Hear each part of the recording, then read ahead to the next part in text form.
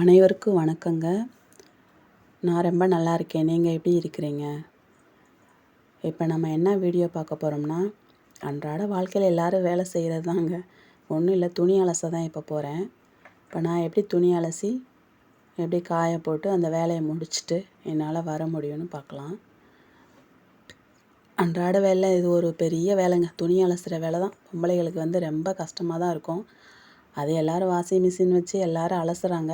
இருந்தாலும் எனக்கு என்ன ரொம்ப பிடிச்சதுன்னா, கையால் தான் எனக்கு அலசுறதுக்கு ரொம்ப பிடிக்குங்க. வாஷிங் மிஷின் இருக்குது, இருந்தாலும் யூஸ் பண்ணலை, எனக்கு பிடிக்கலை. கையில் தான் அலசி நம்ம நல்லா கும்மி எடுத்து போட்டு காய வச்சு அதை மடித்து வச்சா தான் அது நல்லா இருக்குது. பசங்களோட ட்ரெஸ் எல்லாம் அழுக்காக இருக்கும். அது என்ன தான் நீங்கள் வாஷிங் மிஷினில் போட்டு எடுத்தால் கூட அந்த பசங்களுடைய அந்த ட்ரெஸ்ஸு தான் வேகமாக வீணாக போயிடும், கிழிஞ்சு போயிடும்.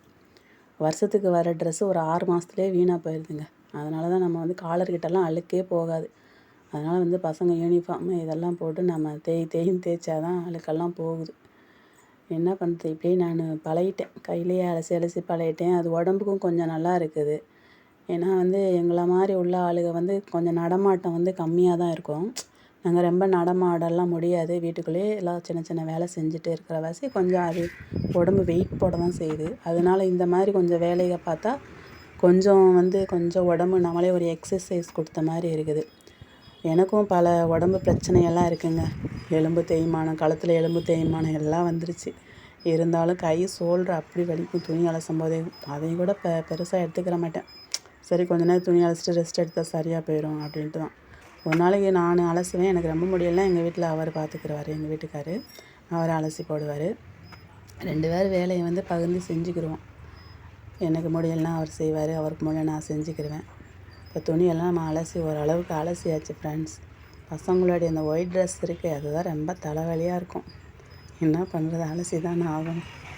எப்படியோ அலசி உக்காந்துக்கிட்டே அங்கே காய போட்டுருவேன். அப்புறமா மெதுவாக எழுந்திரிச்சு நின்று அந்த ட்ரெஸ்ஸெல்லாம் காய போடுவேன். அந்த செவத்தில் கொஞ்சம் காலை வச்சு சாஞ்சிக்கிடுவேன். சாஞ்சிட்டு தான் என்னால் காயப்பட முடியும். என்னால் தன்னால் நிற்க முடியாது. எதுவும் பிடிமானம் இல்லாமல் நிற்கலாம் முடியாது. ஓரளவு எல்லா வேலையும் நானே பார்த்துக்கிருவேன் ஃப்ரெண்ட்ஸ். எனக்கு கடவுள் கொடுத்த கிஃப்ட்டு என்னென்னா, எனக்கு ஒரு 2 அழகான பசங்க இருக்காங்க. அது எனக்கு கடவுள் ரொம்ப கிஃப்டாக கொடுத்துருக்காரு ஃப்ரெண்ட்ஸ். அது என் லைஃப்பில் நான் என்ன புண்ணியம் செஞ்சேன்னு தெரில. எனக்கு ஒரு நல்ல ஹஸ்பண்டு என்னை நல்லா புரிஞ்சுக்கிருவார். அது எந்த பிரச்சனையும் இல்லை, நல்லா பார்த்துக்கிருவார். அதனால் சில பேர் சொல்லுவாங்க ஃப்ரெண்ட்ஸ், இப்படிப்பட்டவங்களாம் கல்யாணம் பண்ணி என்ன செய்ய, அவங்க லைஃப்பை அவங்களே பார்த்துக்கிற முடியாது அப்படி சொல்லும் போதெல்லாம் என்னுடைய லைஃப்பை நானே தான் பார்த்துக்கிறேன் ஃப்ரெண்ட்ஸ். ஆமாம், என் பசங்களை நான் தான் வளர்த்தேன். 2 பசங்களை பெற்று நானே தான் வளர்த்தேன். ஆள் கொஞ்சம் ஹெல்ப் பண்ணுவாங்க, எங்கள் சொந்தக்காரங்களும் கொஞ்சம் ஹெல்ப் பண்ணுவாங்க. இருந்தாலும் அவங்க எப்போயுமே நம்ம வீட்டில் இருக்க மாட்டாங்கள்ல, வருவாங்க போவாங்க, நம்ம பசங்களை பார்ப்பாங்க, அதோடு சரி. ஃபுல் அண்ட் ஃபுல்லு என் பசங்களை நான் தான் ஃப்ரெண்ட்ஸ் வளர்த்தேன். ஆமாம், குளிப்பாட்டுறதுலேருந்து எல்லாமே என் பசங்களை நான் தான் வளர்த்து விட்டேன். அது கடவுள் ஒரு கிஃப்ட்டு மாதிரி கொடுத்துருக்காரு. எங்களாலேயும் முடியும் அப்படின்னு சில பேர் என்னைய பார்க்குறவங்களாம் நினைப்பாங்க. ஒரு ஹாஸ்பிட்டலுக்கு போனாலும் சரி, இது உங்கள் பசங்களா, நீங்கள் எப்படி நீங்களாம் பெற்று எடுத்தீங்க, உங்களுக்குலாம் கஷ்டமாக இல்லையா அப்படிலாம் கேட்கும்போது எனக்குலாம் கொஞ்சம் சிரிப்பாக தான் வரும். எல்லோரும் மாதிரி தாங்க நாங்கள் மட்டும் ஏன் வேறு மாதிரி எங்களை பார்க்குறீங்க அப்படின்னு நான் சில பேர் கேட்டிருக்கேன். இல்லை, நீங்கள் நடக்கிறதுக்கே கஷ்டப்படுறீங்களா, நீங்கள் வகுத்தில் சுமந்துக்கிட்டு எப்படி நடந்தீங்க. அப்போ நாங்கள் ஹேர்ஃபுல்லாக தான் கொஞ்சம் பார்த்துக்குருவோம் எங்களை. வீட்டுக்குள்ளேயே கொஞ்சம் அதில் கூட என் பையனெல்லாம் நான் வகுத்தில் வச்சுருக்கும்போது எத்தனோ டைம் விழுந்திருக்கேன் ஃப்ரெண்ட்ஸ். ஆமாம், எத்தனோ டைம் கீழே விழுந்திருப்பேன். அதெல்லாம் கடவுளுடைய செயல் தான், அதெல்லாம் சொல்லணும். ஆனால் எந்த பிரச்சனையும் இல்லை குழந்தைகளுக்கு. நல்லபடி தான் நான் பெற்று எடுத்தேன். அது என்னுடைய அன்றாட வேலைகள் நானே செஞ்சுக்கிறேன் ஃப்ரெண்ட்ஸ். அது ஒன்று, சமைக்கிறது எல்லாமே நானே பார்த்துக்கிருவேன். வீட்டில் எந்த பிரச்சனையும் இல்லை. நம்ம குடும்பத்தை நம்ம தானே பார்த்துக்கணும். கல்யாணமே ஆகாது, உங்களுக்கெல்லாம் என்ன கல்யாணம் ஆகாது அப்படின்னு சொன்னவங்க இப்போல்லாம் இவளுக்கும் கல்யாணம் ஆகி 2 பசங்க இருக்காங்களா அப்படின்ட்டு அப்படியே ஆணு பார்க்குறவங்களாம் நிறையா பேர் இருக்காங்க ஃப்ரெண்ட்ஸ். ஆமாம், நான் ஒரு கிராமத்தில் தான் பிறந்தேன். கிராமத்தில் பிறந்து அங்கே தான் வளர்ந்தவாசி. எங்கள் சொந்தக்காரவங்களே சொல்லுவாங்க, நம்ம இவளெல்லாம் யார் கட்டிக்கிருவா அப்படின்னு நிறையா பேர் பேசுவாங்க. அப்படி இருந்தால் கூட எனக்குன்னு ஒரு என்னென்னா ஒரு தன்னம்பிக்கை இருந்தது. நம்மளுக்குன்னு ஒருத்தவங்க வருவாங்க, அப்படின்ட்டு. அந்த காலத்துலலாம் ஃப்ரெண்ட்ஸ் எப்படின்னா இந்த மாதிரி உள்ளவங்கள்லாம் சொந்தக்காரவங்க தான் கல்யாணம் பண்ணிக்கிடுவாங்க. எப்படின்னா தாய் மாமா வந்து 2ஆம் தரமாவோ 3ஆம் தரமோ இப்படி தான் கல்யாணம் பண்ணி நானே பார்த்துருக்கேன் அந்த ஊர்லலாம். அந்த மாதிரி இருக்கிற சூழ்நிலையில் வந்து எனக்கு வந்து ஒரு நம்பிக்கை இருந்தது. நம்மளுக்குன்னு ஒருத்தவங்க வருவாங்க, நம்மளை ஏற்றுக்குருவாங்க, நம்ம லைஃப்பில் சாதிப்போம் அப்படின்னு தான் எனக்கு வந்து ஒரு இது இருந்தது ஃப்ரெண்ட். அதே மாதிரியே கடவுள் ஒரு அருளால் எனக்கு ஒரு மாப்பிள்ளை வந்தாங்க. நானும் கல்யாணம் பண்ணிக்கிட்டேன். நல்லபடியாக 2 குழந்தைகளும் பெற்றுக்கிட்டேன். என் லைஃப் நல்லா தான் போயிட்டுருக்கு. கடவுள் நல்லா வந்து என்னை வச்சுருக்கார் ஃப்ரெண்ட்ஸ். அவருக்கு தான் ரொம்ப நான் நன்றி சொல்லணும். இப்போ வந்து நம்ம துணி அலசி காய போட்டு வந்தாச்சு ஃப்ரெண்ட்ஸ். வந்துட்டு கிச்சன் இப்படி தான் இருக்குது. காலைல சமைச்சிட்டு பசங்களை ஸ்கூலுக்கு அனுப்பியாச்சு. அனுப்பிட்டு இப்போ தான் கிச்சன் இருக்குது. இன்னும் வந்து அந்த குக்கரை மட்டும் கழுவிட்டு இப்போ புடலங்காய் கூட்டு போடணும். காலையிலே கட் பண்ணி வச்சுட்டேன். புடலங்காவும் தக்காளி வெங்காயம்லாம் கட் பண்ணி வச்சுட்டேன். நான் குக்கரில் வச்சுட்டு அடுப்பு க்ளீன் பண்ணணும், பாத்திரமெல்லாம் கழுவிட்டு அடுத்த வேறு ஒர்க்கு பண்ணணும். நம்ம வந்து அடுத்ததான் பெரிய ஒர்க் இருக்குது ஃப்ரெண்ட்ஸ் நம்மளுக்கு. இந்த எல்லாத்துக்குமே ஒரு தயக்கம் இருக்க தான் செய்யும். கல்யாணம் பண்ண புதுசில் எனக்கும் தயக்கம் இருக்க தான் செய்யும். நம்ம தைரியமாக கல்யாணம் பண்ணிட்டோம், நம்ம எப்படி அடுத்த வாழ்க்கையில் நம்ம மேலே போகிறோம் அப்படின்ட்டு ஒரு பயம் இருக்க தான் செய்யும். அதனால் நானும் பயப்பட தான் செஞ்சேன் ஃப்ரெண்ட்ஸ். ஆமாம், என் வாழ்க்கையில் வந்து சில பேர்த்துக்கு வந்து அவர் ஏற்றுக்கிட்டாரு.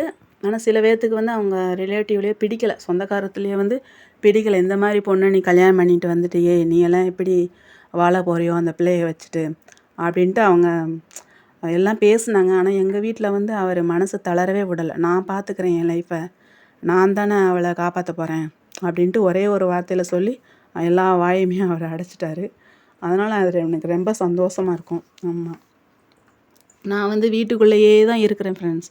இப்போ வந்து எங்கள் அம்மா வீடு எடுத்துக்கிட்டேன்னா கல்யாணம் ஆக முன்னாடி வந்து வீட்டை விட்டு எங்கேயுமே போக மாட்டேன். ஒரு கூச்சம் இருக்கும்.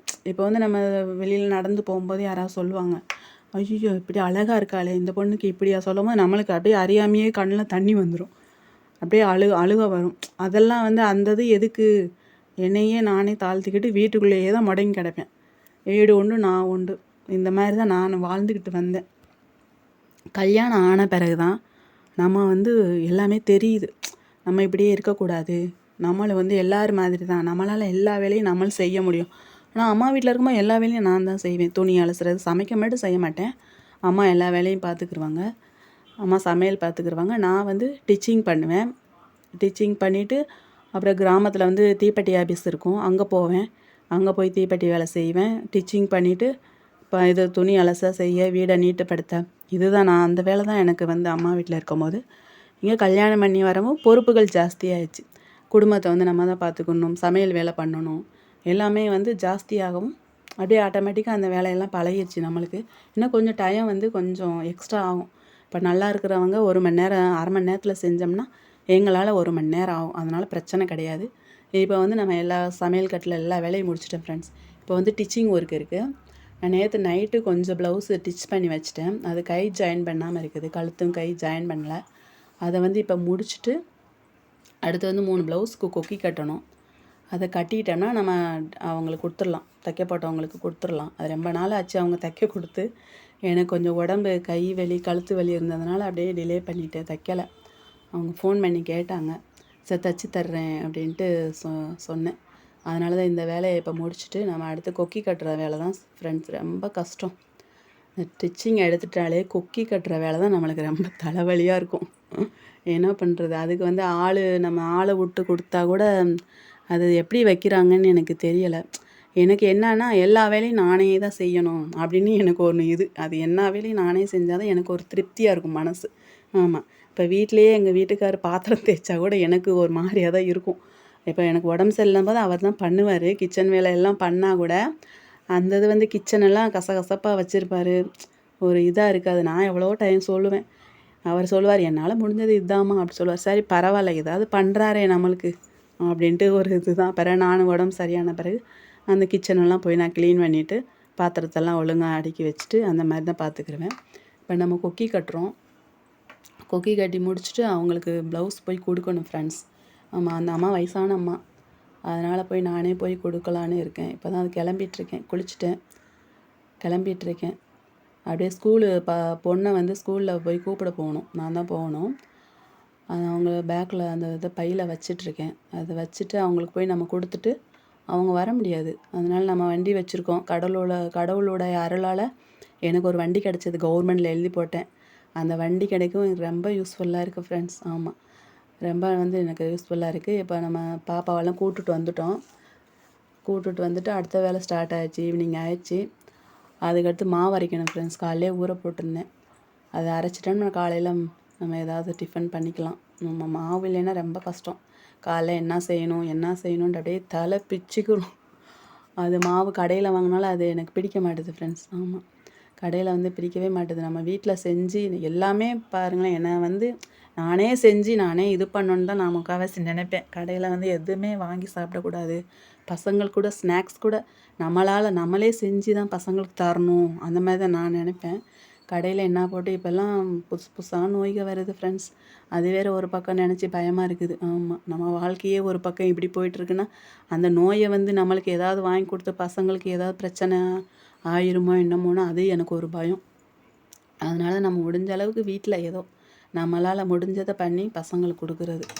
அதை இப்போ மாவு ஆட்ட ஸ்டார்ட் பண்ணிட்டேன் ஃப்ரெண்ட்ஸ். டிவி பார்த்துக்கிட்டே அப்படியே ஆட்ட வேண்டியதுதான். என்னுடைய வாழ்க்கை இதுதான் ஃப்ரெண்ட்ஸ். ஆமாம், எல்லாம் பார்க்குறவங்களுக்கு கொஞ்சம் பாவமாக தான் இருக்கும். யாரும் பாவமெல்லாம் நினைக்காதீங்க. நானும் எல்லோரும் மாதிரி தான். எனக்கு ரொம்ப தன்னம்பிக்கை இருக்குது. நான் வந்து ஒரு குடும்பத்தை ரன் பண்ணுற அளவுக்கு நான் சம்பாதிக்கிறேன். டெய்லரில் எனக்கு வருமானம் வருது. ஏதோ கடவுள் கொடுத்த கிஃப்டில் அருளால் நான் ஏதோ ஒரு டெய்லரிங் கற்றுக்கிட்டேன். ஒரு விளையாட்டுத்தனமாக தான் கற்றுக்கிட்டேன் அந்த தொழிலை வந்து. இப்போ வந்து அது சக்ஸஸாக நான் பண்ணி நடத்துகிறேன். இப்போ நான் வந்து 25 வருஷமாக இந்த தொழில் பண்ணிகிட்ருக்கேன், டெய்லரிங்கு. அது வந்து எனக்கு ரொம்ப பிடிச்சமான ஒரு தொழில் ஃப்ரெண்ட்ஸ். ஆமாம், சாப்பிடாம கூட இருந்துருவேன். ஆனால் ஒரு நாள் கூட தைக்காமல் நான் இருக்க முடியாது. தைக்காமல் இருந்ததே இல்லை. ஒரு நாள் உடம்பு சரியில்லைனாலும் ஒரு நாள் ரெஸ்ட் எடுத்துகிட்டு மறுநாள் அந்த தைக்கிறதுக்கு ஆர்வம் வந்துடும். எப்படி இருந்தாலும் தைச்சா தானே நம்ம ஒரு குடும்பத்தை ரன் பண்ண முடியும். வருமானம் வந்துகிட்டே இருக்கணும் ஃப்ரெண்ட்ஸ். ஆமாம், நாங்கள் வாடகை வீட்டில் தான் இருக்கோம்.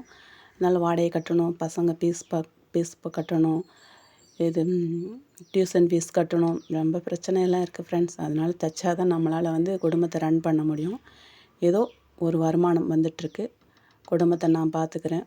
ஏதோ என்னால் முடிஞ்ச நான் வேலை செஞ்சு என் குடும்பத்தை மெயின்டைன் பண்ணிட்டு வரேன் ஃப்ரெண்ட்ஸ்.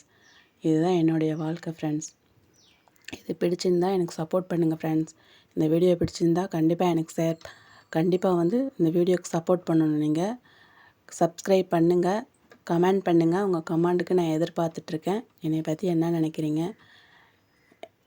நீங்கள் கமெண்ட் பண்ணுங்கள் ஃப்ரெண்ட்ஸ். மறக்காமல் சப்ஸ்கிரைப் பண்ணுங்கள். நம்ம சேனலுக்கு வந்து கொஞ்சம் பக்கபலமாக இருங்க ஃப்ரெண்ட்ஸ். வேறு என்ன சொல்லணுன்னா, இப்படி தான் வாழ்க்கை போயிட்டுருக்கு. யாரும் என்னைய மாதிரி இருக்கிறவங்க வந்து யாருமே மனசு வந்து கஷ்டப்படாதீங்க. அவங்கவுங்களுக்கு ஒரு லைஃப் வந்து கடவுள் கண்டிப்பாக எழுதி வச்சுருப்பாரு. அது வந்து நான் ஃபஸ்ட்டே சொல்லியிருக்கேன். நான் வந்து யூடியூப்பில் 2-3 வீடியோ பார்த்துருக்கேன். எங்கள் மாதிரி உள்ளவங்களாம் வீடியோ போடுறாங்க. அவங்கள சில பேர் வந்து கல்யாணம் ஆகாமல் இருக்கிறாங்க, கல்யாணம் ஆகி இருக்கிறாங்க. அது வந்து கல்யாணம் ஆகாதவங்க கவலைப்படாதீங்க. உங்களுக்குன்னு ஒரு லைஃப் இருக்கும். நீங்கள் அதை பார்த்துக்கோங்க. கண்டிப்பாக வந்து கடவுள் உங்களுக்கு துணையாக இருப்பாங்க. எனக்கும் துணையாக இருப்பாங்க. எல்லாத்துக்கும் துணையாக இருப்பாங்க.